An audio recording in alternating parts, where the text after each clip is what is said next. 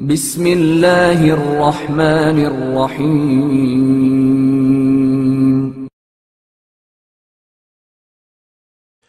جابر حاکم کی بات کاٹنا۔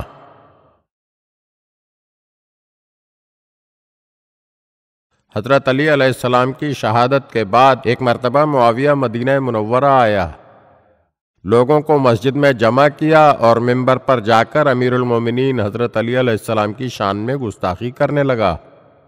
امام حسن علیہ السلام بھی اس وقت مسجد میں تشریف فرما تھے۔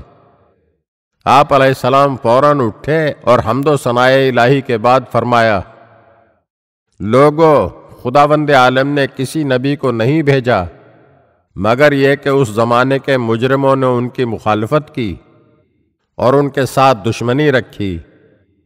سورہ فرقان کی آیت گواہ ہے، وَكَذَلِكَ جَعَلْنَا لِكُلِّ نَبِيٍّ عَدُوًّا مِّنَ الْمُجْرِمِينَ، اسی طرح ہم نے ہر نبی کے دشمنوں کو مجرم قرار دیا ہے۔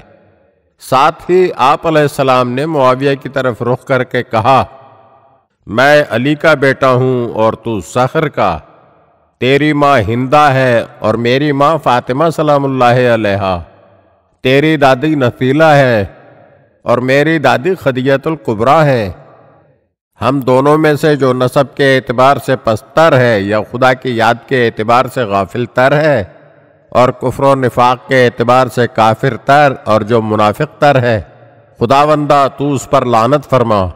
تمام لوگوں نے آمین آمین کہا۔ یہ دیکھ کر معاویہ سر جھکا کے منبر سے اترا اور مسجد سے نکل کر چلا گیا۔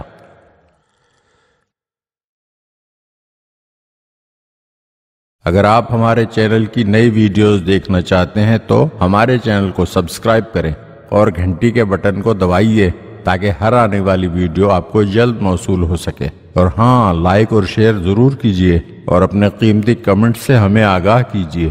شکریہ۔